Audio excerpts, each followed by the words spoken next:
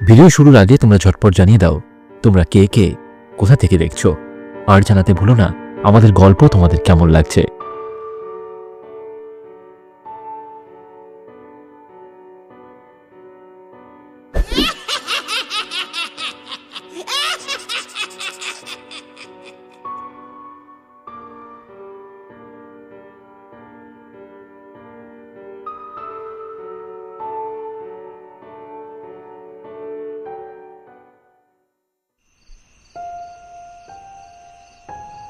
December মাস, বেশ জাঁকিয়ে শীত পড়েছে সোনামুখী গ্রামে।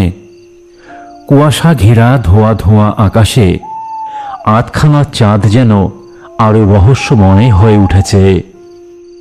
শুভ, জয়, রবি আর ওদের সবার প্রিয় শৈল জেঠু পটাইয়ের দোকানে ওদের 3 নম্বর চায়ে চুমুক দিচ্ছে। আদা দেওয়া খেজুর গুড়ের চাটা খেতে খেতে বারে বারে আমার শৈল জেঠুর শোনানো আগের ঘটনাটার কথা না খুব মনে পড়ছে। কোন ঘটনাটার কথা বলছিস বলতো? আরে কেন ভুলে গেলি? ভূতের বিয়ে। সত্যি তাই, ঘটনাটা যা ছিল যেমন ভয়ঙ্কর তেমনি কষ্টের। ওরে, তা হবে না কেন বল দেখি? সে তো আর বানিয়ে বানিয়ে বলা ভূতের গল্প নয়, এ হলো আমার জীবনের কোনো না কোনো সময়ে ঘটা সব সত্য ঘটনা। আচ্ছা শৈল জেঠু, এবার আমাদের শীতের পিকনিক হবে না? হ্যাঁ তাই তো, আমরা তো এবার পিকনিকই করলাম না। শৈল জেঠু চায় একটা লম্বা চুমুক দিয়ে বললেন, কথাটা একদম ঠিক মনে করিয়েছিস শুভ। এবার শীত অনেকদিন পড়ে গেলেও প্রতিবারের মতো পিকনিকটা এখনো করা হয়নি, কিন্তু শীতের পিকনিক তো না করলে চলবেই না। শোনো জেঠু, আমরা তো প্রতিবারই কোথাও না কোথাও গিয়ে পিকনিক করি, এবার কোথায় যাওয়া হবে সেটা আগে ঠিক করতে হবে। জয়ের কথা শুনে শৈল জেঠু কিছু সময় চুপ করে থাকলো, তারপর বলে উঠল, আচ্ছা শোন শোন, এইবার আমার গ্রামের বাড়ি ইছাপুরে গেলে কেমন হয়? বাহ, তাহলে তো খুব ভালোই হয় গো। তোমার মুখে তোমার গ্রামের বাড়ির কথা কত শুনেছি আমরা। সেখানে গিয়েই না হয় এবারের পিকনিকটা হোক, কি বলিস তোরা? হ্যাঁ হ্যাঁ, সেটাই ভালো হবে, খুব ভালো হবে। ওখানে কেউ থাকে না জেঠু? বাবা মা মারা যাওয়ার পর আমাদের পরিবারের আর কেউ থাকে না সেখানে, শুধু ঘর বাড়ি দেখাশোনার জন্য গোপাল বলে একজন থাকে। বেশ তো জেঠু, খুব মজা হবে। তবে তোমাদের ইছাপুর গ্রামেই আমাদের এবছরের পিকনিক হবে। হ্যাঁ রে, গ্রামও ঘোরা হবে, সাথে পুকুরের তাজা মাছ ভাজা আর দেশি মুরগির ঝোল ভাত জমিয়ে খাওয়া যাবে। হ্যাঁ হ্যাঁ, সেই সব হবে নে। আচ্ছা শোন, মাধব আর হরিয়েও জানিয়ে দিস, ওরাও তো থাকে প্রতিবারের আমাদের পিকনিকে। হ্যাঁ জেঠু, ওরা তো থাকবেই। তাহলে বলো, আমরা কবে রওনা হচ্ছি? তাহলে আসছে শনিবার বের হব, বুঝলি? রাজি আছিস তো তোরা? হ্যাঁ হ্যাঁ জেঠু, হ্যাঁ হ্যাঁ হ্যাঁ হ্যাঁ, একদম একদম রাজি, একদম রাজি আছি।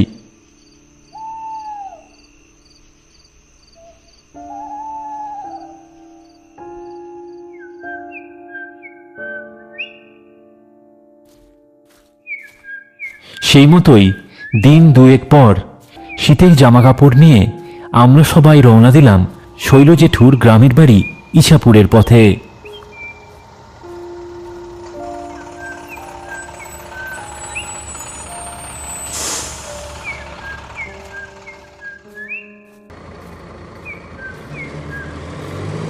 বাসে করে যেতে যেতে সবার খুব আনন্দ হচ্ছিল, বিশেষত শুভ আর জয়ের আনন্দই বেশি হচ্ছিল। কারণ ইছাপুরের কথা ওরা শৈল জেঠুর মুখে অনেকবার আগে শুনেছে, কিন্তু এই প্রথমবার সেখানে যাচ্ছে। এদিকে ইছাপুরে যখন আমরা পৌঁছালাম তখন বিকেল গড়িয়ে সন্ধে হয়ে গেছে। বাস থেকে আমরা কালীতলা নামে একটা জায়গাতে নামি।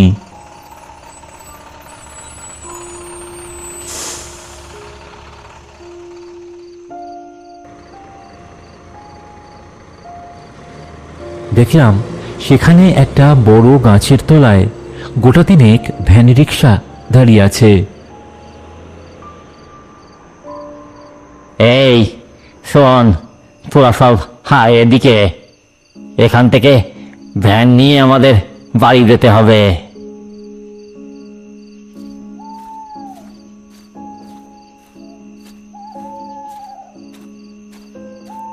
কি রে নগেন, কেমন আছিস? আরে আরে দাদা বাবু, আপনি, কতদিন পরে আপনারে দেখলুম। কেমন আছেন? আমি আমি বেশ আছি বাবু। এই তো চলছে, ভালোই আছি। চল চল তাহলে বাড়ির পথে চল। হ্যাঁ বাবু চলেন। কালো, তুই বাকি দাদা বাবুদের তুলে নিয়ে চল আমার পিছন পেছন। আচ্ছা, আসতেছি। মাটির রাস্তার দুই পাশে ধানের জমি, পুকুর আর বাঁশ বন দেখতে দেখতে আমাদের সকলের মনটা যেন মোহিত হয়ে গেল। প্রকৃতির আসল সৌন্দর্য যে লুকিয়ে আছে গ্রাম বাংলার বুকে, তার স্বরূপ আমাদের চোখের সামনে তখন স্পষ্ট। আহা, কি দারুণ পরিবেশ গো জেঠু। তবে বল, কেমন জায়গাখানায় আনলাম তোদের এবার। হা হা হা। গ্রামের সেই মনোরম শান্ত শীতল আবহ উপভোগ করতে করতে আমরা এসে পৌঁছে গেলাম নিজেদের গন্তব্যে, অর্থাৎ শৈল জেঠুর বাড়িতে।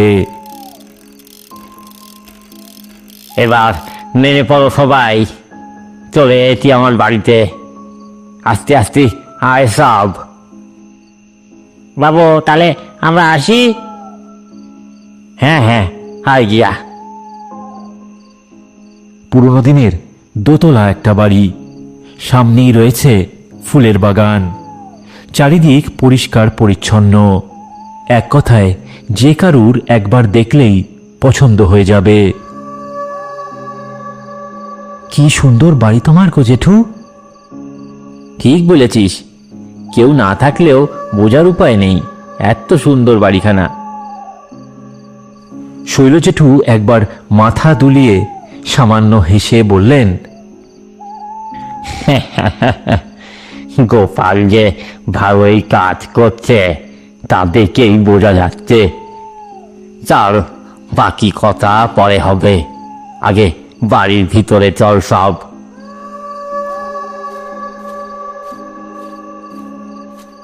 হেই গোপাল, গোপাল কোথায় গেলি রে?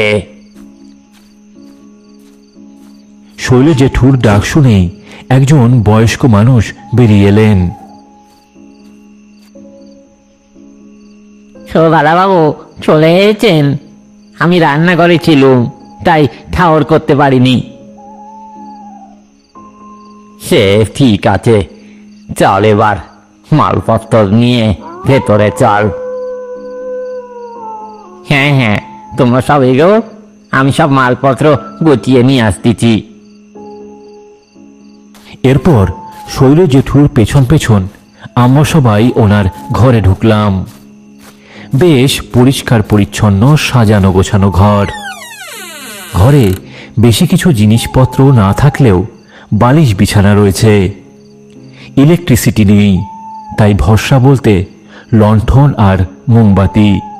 কি রে, বাড়িখানা ভালো লেগেছে তো তোদের? ভালো মানে খুব সুন্দর লেগেছে জেঠু। কি বলতো দা?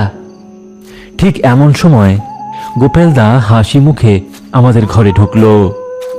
হাতে ধরা প্লেটে চায়ের কাপ থেকে ধোঁয়া বের হচ্ছে, সাথে গরম গরম বেগুনি, পেঁয়াজি আর সর্ষের তেল আদা দিয়ে মাখা মুড়ি। এই তো গোপাল চা নিয়ে চলে এসেছে। নেমে সবাই চা নে। আরে বাবা, পৌঁছাতে পৌঁছাতেই গরম গরম ধোয়া ওঠা চা, চপ, মুড়ি, আর কি চাই। ধন্যবাদ গোপালদা। এ আর কি, কত দূর থেকে তোমরা এসছো, সেইটুকু তো খেতেই হবে। বুঝলি গোপাল, শীতে প্রতিবার আমরা সকলে মিলে বিভিন্ন জায়গাতে পিকনিক করি। ওই ওই বনভোজন, চড়ুইভাতি, যাই বলিস। কিন্তু এবারে ঠিক করলুম ইছাপুরে আমাদের গ্রামের বাড়িতেই সবাইকে নিয়ে এসে পিকনিক করব। তা খুব ভালো করেছো গো দাদা বাবু, ওদের এখানে এনে সবাই একসাথে থাকবে, ভালোই হবে। আর তোমার গ্রামে নিজের বাড়িতে থাকাও তো হয় না, তাই এই জন্য কয়দিন থাকাও হবে। সে তুই সেখানে আছিস বলেই মনে বড় বল পাই, তাই তো সাহস করে ওদেরও নিয়ে আসতে পারলাম। সে আমারও কয়দিন বেশ ভালো কাটবানি তোমাদের সঙ্গে। আমি তো সারাদিন রাত একা একা থাকি। কালকে তো আমাদের পিকনিক, তা কোথায় হবে আমাদের রান্নাবান্না, আর মেনু কি হবে, এসব তো এখন ঠিক করে ফেলতে হবে। হ্যাঁ ঠিক বলেছিস রে, আবার তো বাজার হাটও করতে হবে। তা যেটু কোত্থেকে করবে বাজার হাট? ওরে বাপরে, কি শীত! শহরে থেকে থেকে গ্রামের এই হাড় কাঁপানো শীতের কামড়খানা ভুলেই গেছিলাম একেবারে। তার শীত একটু বেশি বটে, কিন্তু বেশ ভালো লাগছে। তা বাপু, তোমরা সব ছেলে ছোকরার দল, রক্ত গরম, ঠান্ডা তোমাদের এখন কমই লাগবে। আমি বাপু বুড়ো মানুষ, সেই শীতে কাবু হয়ে পড়েছি একেবারে। বাজার হাট তোমরাই দায়িত্ব নিয়ে করো বাপু। দেশি মুরগির ঝোলখানা না হয় আমি রাঁধবানি। আচ্ছা আচ্ছা, ঠিক আছে জেঠু, কিন্তু বাজার হাট কোত্থেকে করা হবে সে হদিশটা তো দাও। এখানকার তো কিছুই আমরা চিনি না। আরে এখানে আসার সময় ওই বড় দিঘিটা পেরিয়ে একটা মাঠ মতো আছে না, ওখানে সেই ভাঙা একটা পাঁচিল, ওর ঠিক পাশে ওখানে হাটের মতো কি যেন একটা দেখলুম মনে পড়ছে। অবশ্যই বাজার তখনও পুরোপুরি বসেনি, কিন্তু ঝাঁকা মাথায় অনেক লোকজনকে এদিক ওদিক পানে যেতে দেখেছি, তা স্পষ্ট মনে আছে আমার। ও জয় মনে হয় বুড়ো বটতলার হাটের কথা বলতেছে, বুঝলি গোপাল? হ্যাঁ গো দাদা বাবু, ওই পানে তো ওই একটাই হাট। আচ্ছা দাদা বাবু, তোমরা রাতের খাবার কয়টায় খাবে? আজ বেশি দেরি করব না, তাড়াতাড়ি খেয়ে শুতে হবে। বড় ঝক্কি গেছে সারাটা দিন, কি কস তোরা? হ্যাঁ, আজ অল্প করে খেয়ে ঘুমিয়ে পড়বো তাড়াতাড়ি। পরদিন সকালবেলা পাখির ডাকে ঘুম ভাঙল আমাদের। চা খেতে খেতে রাতের পিকনিকের আয়োজন নিয়ে কথা বলছিলাম আমরা। শৈল জেঠুর বাগানের পিছনে একখানা পুরনো চালাঘর আছে, সেটা আগেই দেখেছিলাম আমরা। ঠিক হলো পিকনিকের রান্নাবান্না হবে ওখানেই। মেনু সামান্যই, মুগের ডাল, বেগুন ভাজা, কাতলা মাছের ঝাল, দেশি মুরগির ঝোল আর গরম গরম ভাত। যোগাযান্ত্রী বাজার হাট করতে করতে দিন শেষ হয়ে প্রায় সন্ধে নেমে এলো। সবকিছু মোটামুটি গুছিয়ে আমরা গেলাম শৈল জেঠুকে ডাকতে। ও জেঠু, জেঠু, আমাদের তো সব সরঞ্জাম প্রস্তুত, এখন তুমি এলেই সব শুরু করতে পারি। হ্যাঁ, সব গুছিয়ে ফেলেছিস? বাহ বাহ, আচ্ছা চল, আমি যাচ্ছি, চল। চালাঘরটায় আমাদের পিকনিকের রান্না তখন জমে উঠেছে। শৈল জেঠু দেশি মুরগির ঝোল রান্না করতে শুরু করলো। মন কাড়া সুগন্ধ উঠেছে সেই রান্নার। অন্য সব রান্না আগেই তৈরি হয়ে গেছে। অন্যদিকে একটা উনুনে টকবক করে ফুটছে গরম ভাত। এরই মাঝে মাঝে একটা দমকা বাতাস দিয়ে যাচ্ছে উত্তর দিক থেকে। এই গোপাল, আরো কিছু পেঁয়াজ কাট, হলুদ দে। অশৈলে জেঠু, আর কতক্ষণ গো? তোমার রান্নার সুবাসে তো পেটে খিদে চাগার দিয়ে উঠছে। রসো বাপু, রসো। মশলা কষানোই হলো রান্নার আসল কাজ, বুঝলে? এখানে অত তাড়াতাড়ি করলে চলবে না। এই গোপাল, ওদিকে দেখ তো জলটা ফুটলো কিনা। রাত তখন প্রায় 10টার কাছাকাছি। আমরা হ্যারিকেনের আলোয় বসে গল্প করছি আর শীতের অদ্ভুত মায়াবী গ্রাম বাংলার সৌন্দর্য উপভোগ করছি। হঠাৎ করেই কানে এলো একটা দমকা হাওয়ায় একটা অদ্ভুত আওয়াজ। আওয়াজ বলা ভুল, অনেকটা যেন কোনো মেয়ের হাসির মতো শোনালো শব্দটা। এই শুনলি তো বা, কে বলতো? হ্যাঁ তাই তো, একটা হাসির আওয়াজ না? হ্যাঁ রে, একটা মেয়ের গলা মনে হলো। কি বলতো ব্যাপারটা? ওই ওই ওইদিকে জঙ্গলটা থেকে এলো মনে হচ্ছে। আমরা উঠে ওই অন্ধকার জঙ্গলটার দিকেই যাব ভাবছি। এমন সময় গোপালদা ডাক দিল আমাদের। দাদা বাবু গো, সব চলে এসো, খাবার তৈরি হয়ে গেছে, সব চলে এসি গো। আমরা সবকিছু ভুলে তাড়াতাড়ি করে রাতের খাবার খেতে বসে পড়লাম। ভাত, ডাল, বেগুন ভাজা, দেশি মুরগির ঝোল আর শৈল জেঠুর পুকুরের তাজা তাজা কাতলা মাছের ঝাল দিয়ে সবার দারুণ খাওয়া হলো।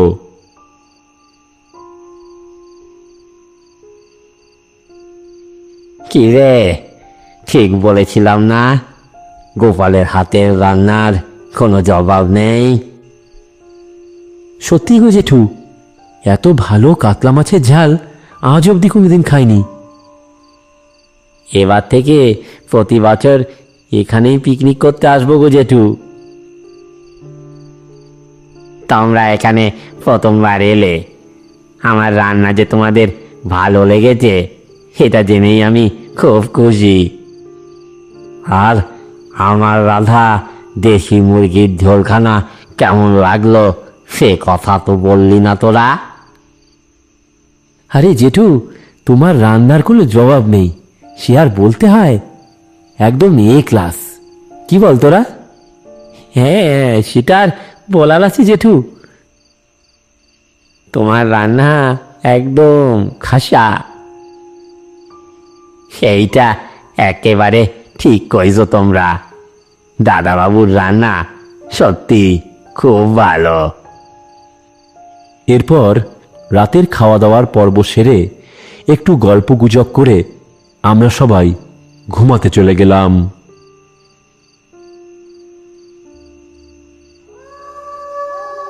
রাত তখন অনেক গভীর।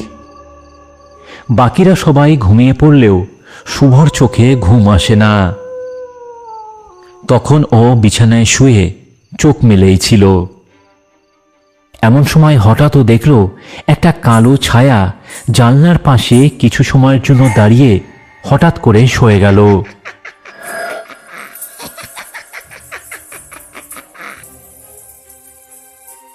কয়েক মুহূর্তের জন্য হলেও শুভ দেখল চেহারাটা একটা মেয়ের, চুল খোলা। মেয়েটার মুখ অল্প সময়ের জন্য দেখা গেল, ভিজে কাপড় আর চোখ যেন ক্রোধের আগুনে জ্বলছে। মেয়েটার ছায়াটা মিলিয়ে যেতেই জানলায় ঠক ঠক করে শব্দ হতে লাগলো। শুভর গলা শুকিয়ে এলো। ঠিক তখনই পিছন থেকে ফিসফিস করে একটা গলার আওয়াজ ও শুনতে পেল।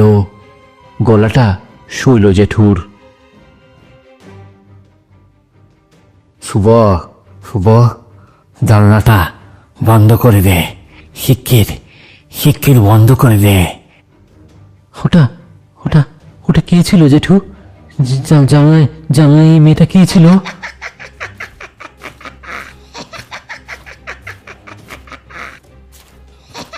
শৈল জেঠু কাপা কাপা গলায় বলল, চুপ চুপ কর সুবহ। সুরমা ফিরে এতে রে গোপাল, আবার ফিরে এতে। কি বলতেছেন গো দাদা বাবু, কি বলতেছেন আপনি? হ্যাঁ, আমি ঠিকই বলতেছি, একেবারে ঠিক বলতেছি। ঠিক তখনই একটা জোরে শব্দ হলো সামনের দিকের খোলা বারান্দাটা থেকে।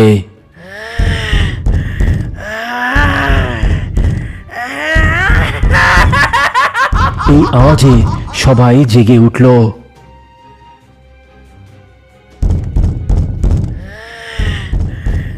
কিসের আওয়াজ? কি হলো? কিসের শব্দ রে শুনো? ওরা কিছু বলবার আগেই রবি দরজা খুলে বাইরে চলে গেল। বাইরে যেও না গো দাদা বাবু, বাইরে যেও না। কিন্তু বাইরে যেতেই ওর মেরুদণ্ড দিয়ে ঠান্ডা স্রোত বয়ে গেল। আমরা দেখতে পেলাম দূরে বাঁশবনে একটা মেয়ের দাঁড়িয়ে থাকা অবয়ব ক্রমশ স্পষ্ট হচ্ছে, আর একটা বরফ ঠান্ডা হাওয়া বইতে শুরু করেছে। সেই ঠান্ডা বাতাসে মেয়েটার চুলগুলো এপাশে ওপাশে উড়ছে, আর সে যেন এক দৃষ্টিতে তাকিয়ে রয়েছে শৈল জেঠুর বাড়ির দিকে। এরপর এক মুহূর্তেই মেয়েটা যেন ছুটে এলো আমাদের দিকেই। তারপর তার মুখটা স্পষ্টভাবে দেখা গেল। বধূ বেশে সাজা রয়েছে মেয়েটি, গলায় কানে সোনার অলংকার, কপালে বউ চন্দন। কিন্তু সে জীবিত কেউ নয়, তার চোখের মণি ধকধক করে জ্বলছে। সেই ভয়ানক চোখ দুটো তুলে সে তাকালো শৈল জেঠুর দিকে। ফিরে এসেছিস তুই তোর পরিবারের করা পাপের মূল্য মেটাতে। ফিরে এসেছিস তুই। আমরা সবাই তখন আতঙ্কে থরথর করে কাঁপছি। শৈল জেঠু কিন্তু একা স্থির হয়ে দাঁড়িয়ে রইল। শৈল জেঠু যেন জানে এই বিভীষিকাময় প্রেতাত্মাটা শুধু তার জন্যে জেগে উঠেছে। ওর সমস্ত রাগ যেন শুধু শৈল জেঠুর জন্যই, আর উপস্থিত আমাদের কারো জন্য নয়। কিরে, ভুলে গেছিস সব? আজ থেকে 60 বছর আগে কি ঘটেছিল ভুলে গেছিস? কিরে, উত্তর দে। সেই পাপের মূল্য আজ কড়ায় গন্ডায় শোধ করবি তুই। সুরমা, শৈল দাদা বাবুরে ক্ষমা করি দাও, ওর তো কোনো দোষ নাই। তোমার আর তোমার পরিবারের সাথে যা অন্যায় সে তো করেছিল ওর পরিবারের লোকেরা। শৈল দাদা বাবু তো সেই সময় কত ছোট ছিল। সুরমা কে জেঠু? ও কিসের প্রতিশোধ নিতে এসেছে? সুরমা শৈল দাদা বাবুর পরিবারের অতীতের এক অভিশাপ গো, এক অভিশাপ। আমরা তখন অনেক ছোট, আমার বাবাও কাজ করতেন শৈল দাদা বাবুদের বাড়িতে। সুরমা ছিল গরিব চাষার মেয়ে, এই গ্রামেই থাকতো ওরা। অনেক কষ্টে ওর বাপ মা ওর বিয়ে ঠিক করেছিল, কিন্তু বিয়ের টাকা জোগাড়ের জন্য সুরমার বাবা ওদের ভিটে জমি শৈল দাদা বাবুর ঠাকুরদার কাছে বন্ধক রাখে। এরপর হঠাৎ করেই শৈল জেঠু বলতে শুরু করলেন, ওরা আর ওদের ভিটে বাড়ি কিছুই ফেরত পায়নি। টাকার অভাবে সুরমার বিয়েখানাও আর হয়ে ওঠেনি। সুরমার বাবা পরাণ কাকা বারে বারে আমার ঠাকুরদার কাছে মিনতি করতে থাকে ওদের ভিটে জমি ফিরিয়ে দেওয়ার জন্যই, কিন্তু তার ওদের ফিরিয়ে দেওয়া হয়নি। এরপর এক রাতে আমার ঠাকুরদার নির্দেশে নায়েব মশাই লোক দিয়ে আগুন ধরিয়ে দেয় ওদের ঘরে। ঘুমন্ত অবস্থাতেই শেষ হয়ে যায় সুরমার গোটা পরিবার।